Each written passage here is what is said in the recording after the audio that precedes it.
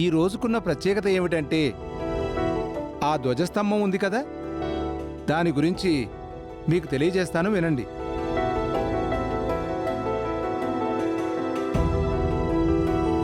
ధ్వజస్తంభం మీద పడిన సూర్యకిరణాల వలన సరిగ్గా 12 గంటల సమయంలో ధ్వజస్తంభం నీడ గుళ్ళో పడుతుంది.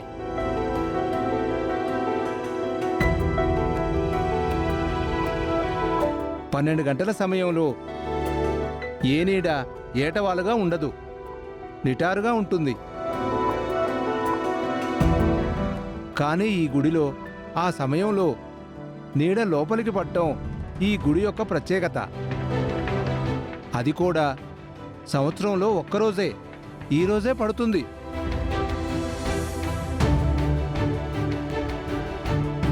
ఆ సమయంలో భక్తులు ఆ నీడలో నిలబడటం వల్ల దుష్టశక్తులు, శత్రుబాధలు, గండాలు, దోషాలు అన్నీ తొలగిపోతాయి.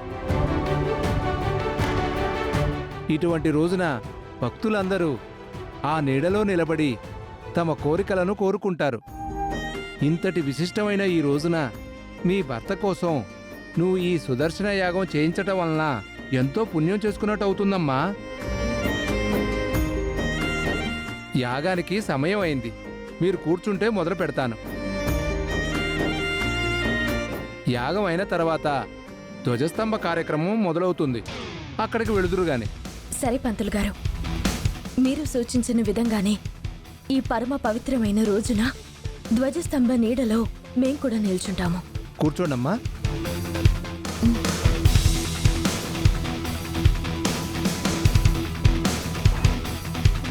మరో 9 నిమిషాల్లో ముహూర్తం ఉంది, అప్పుడు పూజను ప్రారంభిద్దాం.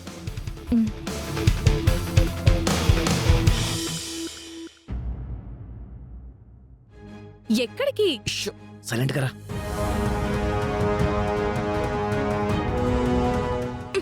ఏంటి నీ హడావిడి? ఏంటి ముందుకెందుకు తీసుకొచ్చావు? అవని వాళ్ళు గుడిలో ఉన్నారు కాబట్టి ఇదే మనకి మంచి సమయం. దేనికి? అవని మన ఇంటి నుంచి దొంగలించి దాచుకున్న ఆస్తి పేపర్లను మనం తనింటి నుంచి దొంగలించడానికి. అవి తను దొంగలించలేదని అమ్మవారి మీద ఒట్టేసింది, అక్షయ్ మీద కూడా ఒట్టేయడానికి సిద్ధపడింది. అటువంటిది అవి తన దగ్గర ఉంటాయంటావా? బంగారం, ఆడది అబద్ధం చెప్తే గోడ కట్టినట్టు, మగాడ అబద్ధం చెప్తే తడిక కట్టినట్టు ఉంటుందని పెద్దలు ఊరికే అనలేదు.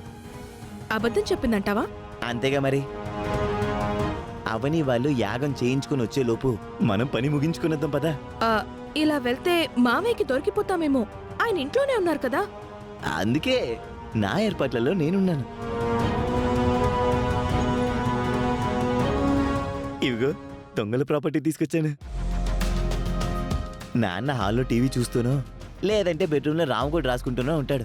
మనం రాజమార్గంలో కాకుండా దొంగదారులు పోయి మన నైపుణ్యాన్ని ప్రదర్శించి ఆ డాక్యుమెంట్లతో బయటపడదాం. ఆ తర్వాత అవని పని పడదాం. ఎస్. ఏ కలర్ కావాలి? బ్లూ. బ్లూయా? తీసుకే.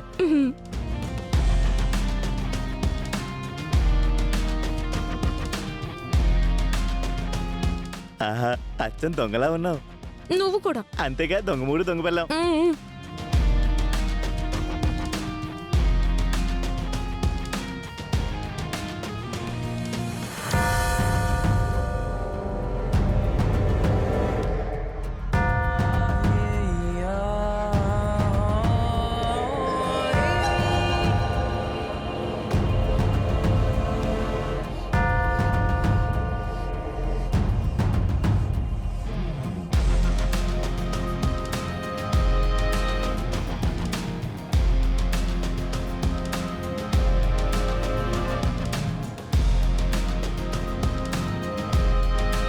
బంగారం, నాన్న లేడు, రూమ్లో పడుకుని ఉంటాడు. మనం డైరెక్ట్గా అవును రూమ్లోకి వెళ్ళిపోదాం పదా. పద పద. ఏయ్ ఆగో, దొంగలకి ఒక రిథం వాక్ ఉంటుంది, నేను చూపిస్తాను చూడు.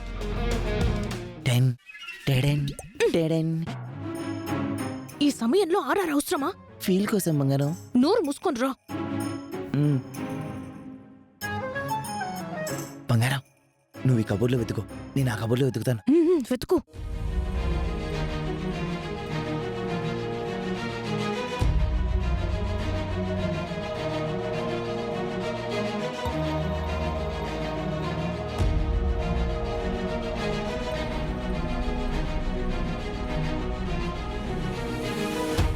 దొరికిందా? లేదు. అవును, నువ్వు వెతుకుదాం పదా. సరే.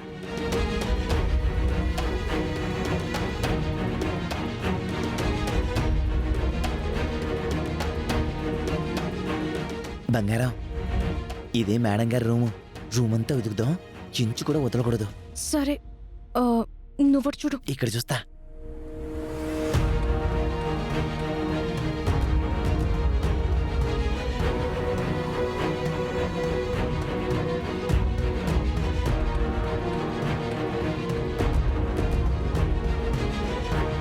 రేయ్, ఎవర్రా మీరు?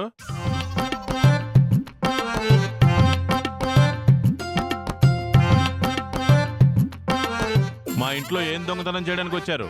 देखो बुड्ढा, तुम हमको अड्डू नहीं आना, अगर आया तो मार डालूंगा. ఆహా, हम ఎవరు అనుకున్నావు? చెట్టి గ్యాంగ్, తండు పాలెం కా మెంబర్ हूं.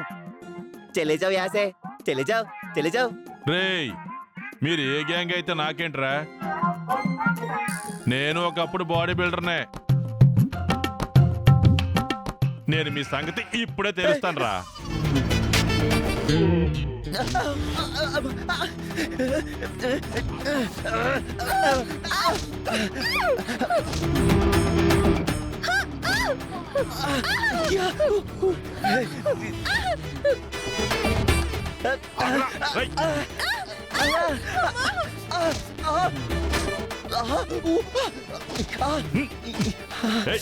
నువ్వేంటమ్మా? నా ఇంట్లోనే దొంగతనం చేస్తావా? చీర కట్టుకుని మరి దొంగతనం చేస్తావా? చీర కట్టుకుని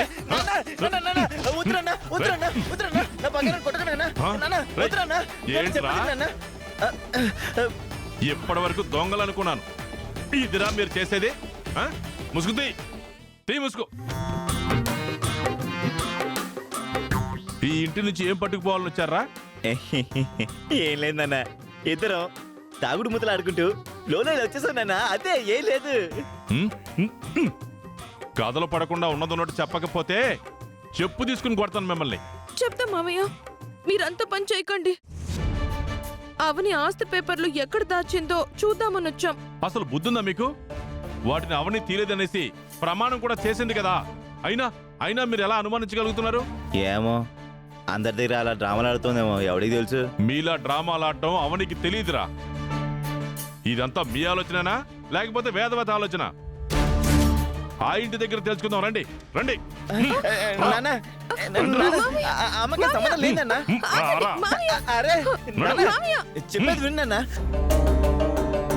అయ్యో మామయ్య, ఆగండి. నాన్న ప్లీజ్ అన్న, లేరా? అవును మామయ్య, నువ్వు మాట్లాడకు నువ్వు. అత్తయ్యకి ఈ విషయం చెప్పకండి, వేదవతి. తిడుతుంది. వేదవతి బయటికి రా. ప్లీజ్ మామయ్య, వద్దు మామయ్య. వేదవతి బయటికి రా. ఏంటి?